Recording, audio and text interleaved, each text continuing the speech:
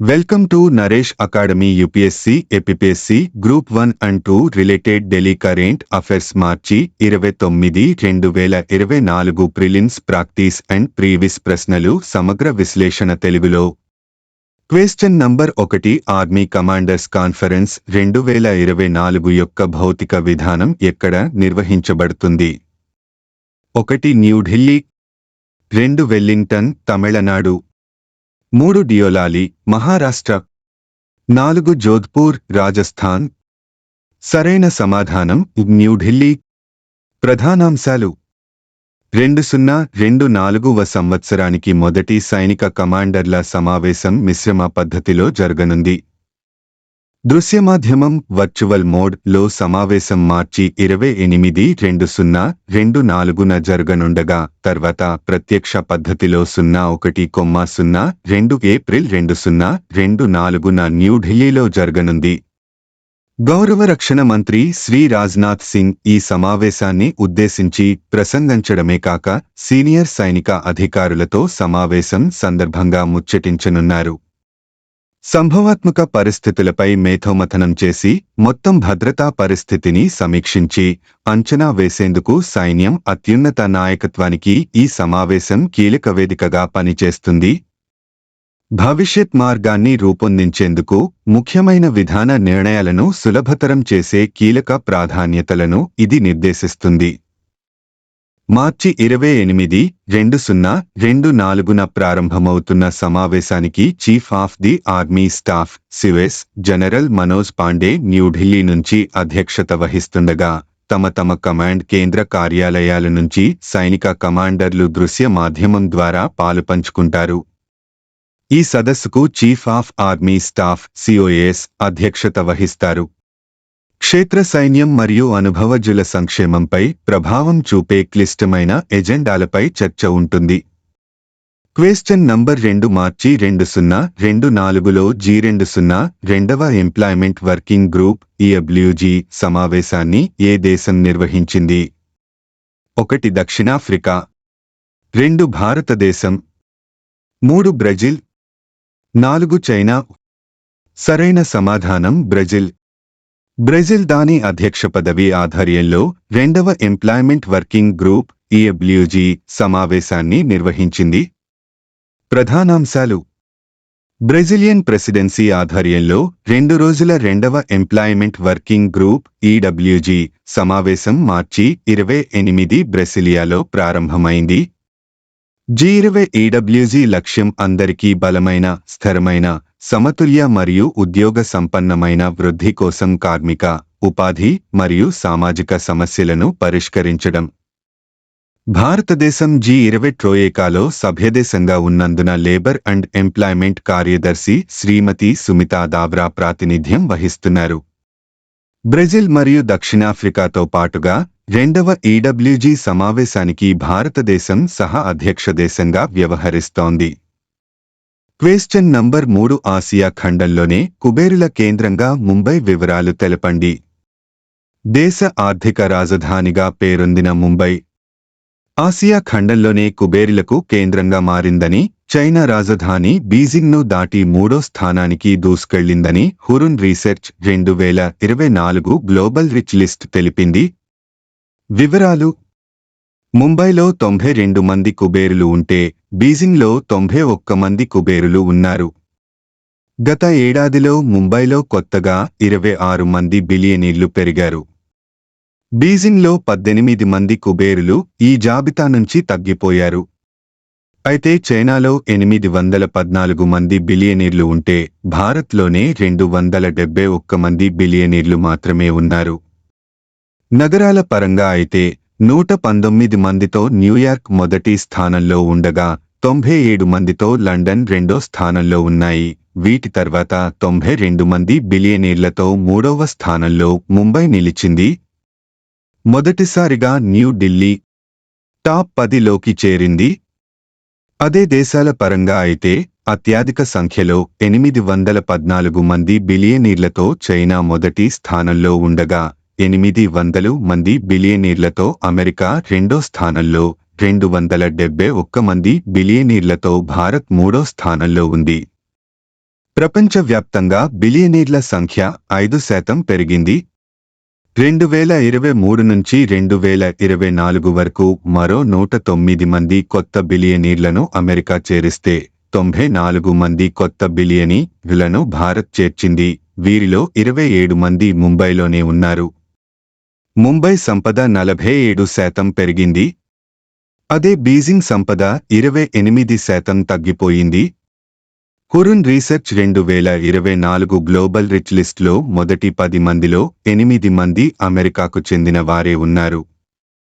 వీరిలో Elon Musk Tesla Motors CEO ప్రథమ స్థానంలో, Jeff Bezos Amazon executive chairman రెండవ స్థానంలో, బెర్నార్డ్ ఆర్నాల్డ్ ప్రపంచంలోనే అతిపెద్ద లగ్జరీ వస్తువుల కంపెనీ ఎల్వీఎంహెచ్ వ్యవస్థాపకుడు, చైర్మన్ మరియు సీఈఓ మూడవ స్థానంలో నిలిచారు. ప్రపంచంలోనే టాప్ బిలియనీర్లలో 2 భారతీయులు మాత్రమే నిలిచారు. వారిలో ఆసియాలోనే అత్యంత సంపన్నుడిగా, అదే ప్రపంచవ్యాప్తంగా 10వ స్థానంలో ముఖేష్ అంబానీ వ్యక్తిగత సంపద 9.43 లక్షల కోట్ల రూపాయలు నిలిచారు. 15వ స్థానంలో అదానీ గ్రూప్ చైర్మన్ గౌతమ్ అదానీ వ్యక్తిగత సంపద 6.73 లక్షల కోట్ల రూపాయలు నిలిచారు. Question number 4 food west index report 2024 వివరాలు తెలపండి. వివరాలు: ఆహార వ్యర్థాలు అంటే ఏమిటి? ఇది ఆహారంగా నిర్వచించబడింది మరియు మానవ ఆహార సరఫరా గొలుసు నుండి తీసివేయబడిన తినదగని భాగాలు. నివేదిక గురించి వాస్తవాలు: 1 2024 నివేదికలో కీలక మెరుగుదలలు, విస్తరించిన డేటా పాయింట్లు. నివేదిక ప్రపంచవ్యాప్తంగా విస్తృతంగా విస్తరించిన డేటాను పొందుపరిచింది. దీని ఫలితంగా మరింత బలమైన ప్రపంచ మరియు జాతీయ అంచనాలు ఉన్నాయి. మెరుగైన కొలత మార్గదర్శకం లో ప్రవేశపెట్టిన SDG 12.3 ఆహార వ్యర్థాలను కొలిచే పద్ధతిపై నివేదిక విస్తరించింది.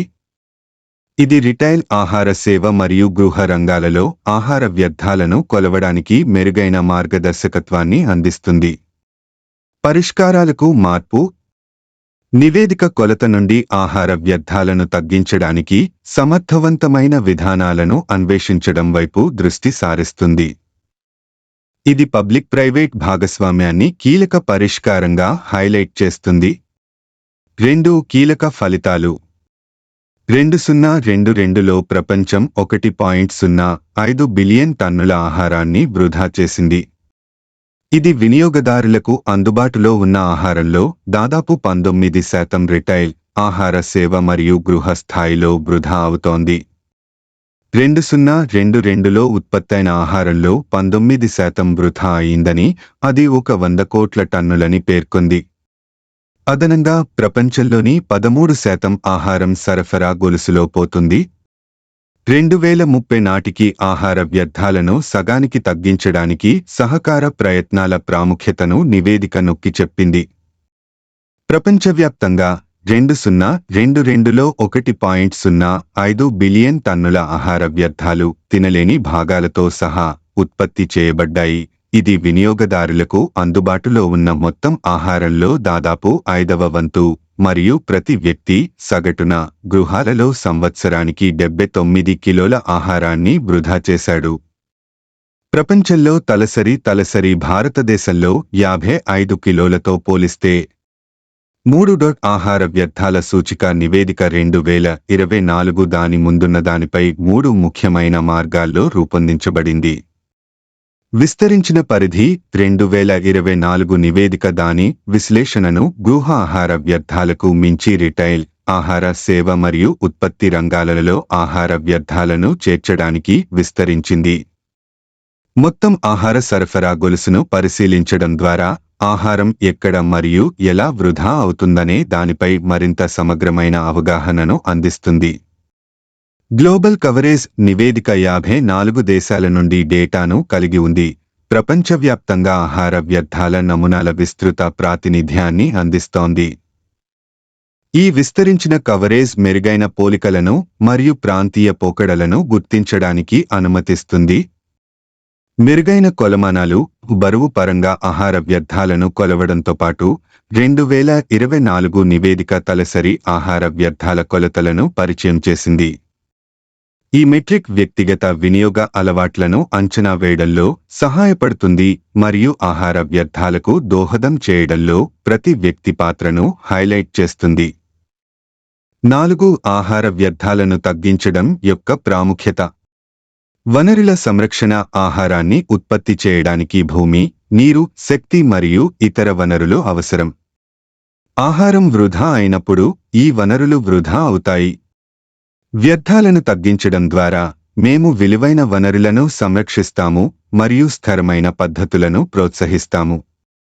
ఆహార భద్రత. ప్రపంచవ్యాప్తంగా మిలియన్ల మంది ప్రజలు ఆకలి మరియు పోషకాహార లోపంతో బాధపడుతున్నారు. ఆహార వ్యర్థాలను తగ్గించడం అంటే వినియోగానికి ఎక్కువ ఆహారం అందుబాటులో ఉంటుంది. ఇది ప్రపంచ ఆహార భద్రతపై నేరుగా ప్రభావం చూపుతుంది. ఆకలిని పరిష్కరించడానికి సమర్థవంతమైన ఆహార పంపిణీ మరియు వినియోగం చాలా ముఖ్యమైనవి. లతో సమలేఖనం చేయబడింది. ఈ ఆహార వ్యర్థాల సూచిక నివేదిక సుస్థిర అభివృద్ధి లక్ష్యాల SDG 12.3 పై పురోగతిని సాధించాలని లక్ష్యంగా పెట్టుకుంది. అనగా 2030 నాటికి రిటైల్ మరియు వినియోగదారు స్థాయిలలో తలసరి ప్రపంచ ఆహార వ్యర్థాలను సగానికి తగ్గించి ఉత్పత్తి మరియు సరఫరా గొలుసులతో సహా ఆహార నష్టాలను తగ్గించండి. కోత అనంతర నష్టాలు. జీహెచ్ ఉద్గారాలను పరిష్కరించండి. గ్లోబల్ గ్రీన్హౌస్ వాయు ఉద్గారాలలో దాదాపు 8 నుంచి 10% తినని ఆహారంతో సంబంధం కలిగి ఉంటుంది. తద్వారా ఆహార వృధా సమస్యలను పరిష్కరించడం ద్వారా పారిస్ ఒప్పంద లక్ష్యాలను మరింత సాధించవచ్చు. Question number 5. చరిత్రలో తొలిసారిగా మిస్ యూనివర్స్ పోటీల్లో ఏ దేశం పాల్గొంటోంది? 1 Syria, 2 Lebanon, 3 Bahrain, 4 Saudi Arabia. సరైన సమాధానం సౌదీ అరేబియా. ప్రధానాంశాలు. రియాద్లో జన్మించిన మోడల్ మరియు కంటెంట్ సృష్టికర్త అయిన రూమీ అల్ ఖహ్తానీ తన భాగస్వామ్యాన్ని వెల్లడించారు. అంతర్జాతీయ అందాల పోటీలో రాజ్యం యొక్క మొట్టమొదటి పోటీదారుగా. ఇది సౌదీ మహిళలకు సాధికారత కల్పించడంలో ఒక ముఖ్యమైన మైలురాయిని సూచిస్తుంది మరియు దానిని ప్రతిబింబిస్తుంది. దేశం యొక్క కొనసాగుతున్న పరివర్తన. గత సంవత్సరం మిస్ యూనివర్స్ పోటీలో తన దేశానికి ప్రాతినిధ్యం వహించిన బహ్రెయిన్కు చెందిన లుజానే యాకూబ్ అడుగుజాడల్లో అల్ ఖహ్తానీ నడుస్తుంది. అల్ ఖహ్తానీ గతంలో సౌదీ అరేబియా తరపున వివిధ అంతర్జాతీయ పోటీలలో ప్రాతినిధ్యం వహించారు మరియు మిస్ మిడిల్ ఈస్ట్ మరియు మిస్ అరబ్ వరల్డ్ పీస్ వంటి టైటిల్స్ కలిగి ఉన్నారు. Question number 6. సీతా అశోక జాతికి చెందిన అరుదైన మొక్క వార్తల్లో ఎందుకుంది? వివరాలు. జడ్చర్ల పట్టణంలోని ప్రభుత్వ డిగ్రీ కళాశాలలో ఉన్న బొటానికల్ గార్డెన్ అరుదైన రికార్డు నెలకొల్పింది. అక్కడి బొటానికల్ గార్డెన్లో అరుదైన సీతా అశోక చెట్టు పుష్పించింది. శాస్త్రీయంగా దీనిని సరాకా అశోక అంటారు. ఈ చెట్టులోని ప్రతి భాగమూ దివ్యమైన ఔషధంగా పనిచేస్తుంది. దీని నుంచి అశోకారిస్టం అనే మందు తయారు చేస్తారు. మహిళలకు సంబంధించిన వ్యాధులను నయం చేయడానికి దీనిని ఉపయోగిస్తారు. అయితే ఈ మొక్కను ఆంధ్రప్రదేశ్లోని Yogi Vemana యూనివర్సిటీలోని lead botanical garden నుంచి సేకరించి జడ్చర్లలోని తెలంగాణ బొటానికల్ గార్డెన్లో పెంచుతున్నారు. అంతరించిపోతున్న మొక్కల్లో ఈ సీతా అశోక మొక్కలొకటి. తెలంగాణలో కేవలం నల్లమల్ల అడవుల్లోనే పెరుగుతాయి. Question number 7. Brand finance insurance 1002024 నివేదిక ప్రకారం ప్రపంచంలోనే అత్యంత బలమైన బీమా బ్రాండ్గా ఏ కంపెనీ గుర్తింపు పొందింది? 1 general insurance corporation of India GIC, 2 Bharti AXA life insurance company, 3 life insurance corporation of India LIC, 4 Bajaj Allianz general insurance. సరైన సమాధానం life insurance corporation of India LIC. ప్రధానాంశాలు. ప్రపంచవ్యాప్తంగా బలమైన బీమా సంస్థల బ్రాండ్లలో భారత బీమా దిగ్గజం లైఫ్ ఇన్సూరెన్స్ కార్పొరేషన్ ఎల్ఐసి అగ్రస్థానంలో నిలిచింది. 2024 ఏడాదికి విడుదల చేసిన బ్రాండ్ ఫైనాన్స్ ఇన్సూరెన్స్ 100 నివేదిక ఈ విషయాన్ని వెల్లడించింది. ఎల్ఐసి బ్రాండ్ విలువ $9.8 బిలియన్, సుమారు 81,500 కోట్ల రూపాయలుగా స్థిరంగా కొనసాగుతోందని. అయితే బ్రాండ్ స్ట్రెంగ్త్ ఇండెక్స్ స్కోరు 88.3తో బ్రాండ్ స్ట్రెంగ్త్ రేటింగ్ ఏఏతో అన్ని కంపెనీల కంటే ఎల్ఐసి ముందు నిలిచిందని తెలిపింది. బలమైన బీమా బ్రాండ్లలో ఎల్బీసీ తర్వాతి స్థానంలో కాథే లైఫ్ ఇన్సూరెన్స్ నిలిచింది. ఇది 9% వృద్ధితో $4.9 బిలియన్, సుమారు 40,700 కోట్ల రూపాయలు బ్రాండ్ విలువను నమోదు చేసింది. అత్యధిక తొలి ఏడాది ప్రీమియం 2022-23లో ఎల్ఐసి అత్యధిక తొలి ఏడాది ప్రీమియం వసూళ్లు రూపాయలు 39,090 కోట్లను నమోదు చేసింది. ఈ విషయంలో SBI life insurance, HDFC life insurance వరుసగా 15,197 కోట్ల రూపాయలు, 10,970 కోట్ల రూపాయలు నమోదు చేశాయి. ఇటీవలి కాలంలో ఎల్ఐసి షేరు జీవనకాల గరిష్టమైన $1.175కు చేరడంతో భారత్లోనే అత్యంత విలువైన ప్రభుత్వ రంగ కంపెనీగా అవతరించింది. 2022 ఆగస్టు నుంచి అమల్లోకి వచ్చేలా ఎల్ఐసి ఉద్యోగులకు 17% వేతన సవరణకు ప్రభుత్వం ఇటీవలే ఆమోదం తెలిపిన విషయమూ విదితమే. Question number 8 national investigation agency NIA director జనరల్గా ఎవరిని కేంద్రం నియమించింది? జవాబు సదానంద్ వసంత్ దాతే. వివరాలు: మహారాష్ట్ర కేడర్కు చెందిన 1990 batch Indian police service IPS అధికారి. ఐఏఏ డైరెక్టర్ జనరల్ డీజీగా నియామకానికి ముందు మహారాష్ట్రకు చెందిన central reserve police force CRPF, intelligence bureau IB, anti terrorism squad ATS లో పనిచేశారు. గత 2 సంవత్సరాలుగా మహారాష్ట్ర ఏటీఎస్ చీఫ్గా పనిచేస్తున్నారు. ఐఎస్తో సంబంధం ఉన్న పలువురు ఉగ్రవాదులను కూడా అరెస్టు చేశారు. గతంలో ముంబై క్రైమ్ బ్రాంచ్ చీఫ్గా పనిచేసిన సమయంలో రవిపుజారి గ్యాంగ్ నిర్మూలనలో కీలక పాత్ర పోషించారు.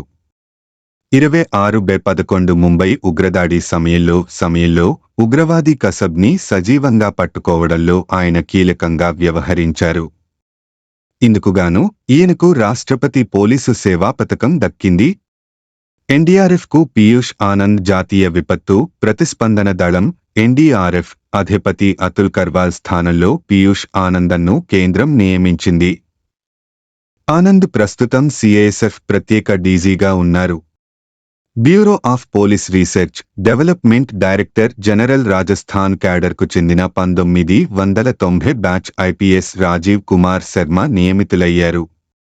ఎస్పీజీ అదనపు డైరెక్టర్ జనరల్గా ఎస్. సురేశన్ను నియమించారు. క్వశ్చన్ నంబర్ 9 గ్రీన్ హైడ్రోజన్కు సంబంధించి ఈ క్రింది ప్రకటనలను పరిగణించండి. 1. ఇది అంతర్గత దహన కోసం నేరుగా ఇంధనంగా ఉపయోగించవచ్చు. 2. దీనిని సహజ వాయువుతో కలపవచ్చు మరియు వేడి లేదా విద్యుత్ ఉత్పత్తికి ఇంధనంగా ఉపయోగించవచ్చు. 3. వాహనాలను నడపడానికి హైడ్రోజన్ ఇంధన సెల్లో దీనిని ఉపయోగించవచ్చు. పై స్టేట్మెంట్లలో ఎన్ని సరైనవి? ఏ 1 మాత్రమే, బి కేవలం 2, సి 3, డి ఏదీ లేదు. సరైన సమాధానం సి. స్టేట్మెంట్ 1 సరైనది. హైడ్రోజన్ అంతర్గత దహన యంత్రాలు మరియు హైడ్రోజన్ ఇంధన కణాలు 0 కార్బన్ ఇంధనమైన హైడ్రోజన్ను ఉపయోగించి వాహనాలకు శక్తినివ్వగలవు. హైడ్రోజన్ ఇంజిన్లు అంతర్గత దహన యంత్రంలో హైడ్రోజన్ను కాల్చేస్తాయి. అదే విధంగా ఇంజిన్లో గ్యాసోలిన్ ఉపయోగించబడుతుంది. ప్రకటన 2 సరైనది. శుభ్రమైన మార్గాల ద్వారా ఉత్పత్తి చేయబడిన హైడ్రోజన్ సహజ వాయువు పైప్లైన్లలోకి ఇంజెక్ట్ చేయబడుతుంది మరియు ఫలితంగా మిశ్రమాలను సహజ వాయువును మాత్రమే ఉపయోగించడం కంటే తక్కువ ఉద్గారాలతో వేడి మరియు శక్తిని ఉత్పత్తి చేయడానికి ఉపయోగించవచ్చు. బ్లెండ్ పరిమితులు ప్రస్తుత పైప్లైన్ మెటీరియల్స్, పైప్లైన్ ఇన్ఫ్రాస్ట్రక్చర్ పరికరాలు మరియు సహజ వాయువును ఉపయోగించే అప్లికేషన్ల రూపకల్పన మరియు స్థితిపై ఆధారపడి ఉంటాయి. స్టేట్మెంట్ 3 సరైనది. ఫ్యూయల్ సెల్ ఎలక్ట్రిక్ వాహనాలు హైడ్రోజన్ ద్వారా శక్తిని పొందుతాయి.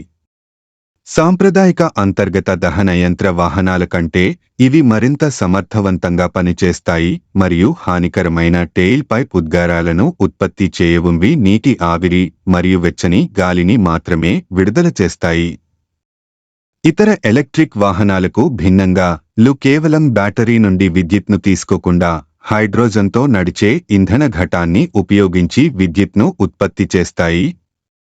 క్వెశ్చన్ నంబర్ 10 నెల్లూరు చంద్రగిరిలలో చర్చిలు నిర్మించుటకు సూట్లకు అనుమతిచ్చిన విజయనగర పాలకుడెవరు? 1 దేవరాయలు 2, 2 వెంకటపతిరాయలు 2, 3 తిరుమలరాయలు, 4 సదాశివరాయలు. సమాధానం వెంకటపతిరాయలు 2. వివరణ: వెంకటపతిరాయలు 2 శ్రీరంగ దేవరాయలకు తమ్ముడు మరియు పెనుకొండ, చంద్రగిరి మరియు వేలూరులో స్థావరాలతో విజయనగర సామ్రాజ్యాన్ని పాలించారు. అతని 3 దశాబ్దాల పాలన సామ్రాజ్యం యొక్క బలం మరియు శ్రేయస్సు యొక్క పునరుజ్జీవనాన్ని చూసింది. అతను పోర్చుగీస్ తన సామ్రాజ్యంలో ఒక చర్చి నిర్మించడానికి అనుమతించాడు.